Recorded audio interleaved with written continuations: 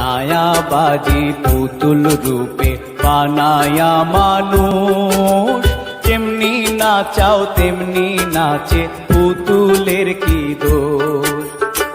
যেমনি নাচাও তেমনি নাচে, যেমনি নাচাও তেমনি নাচে, তুমি খাওয়াইলে আমি খাই আল্লাহ, তুমি খাওয়াইলে আমি খাই।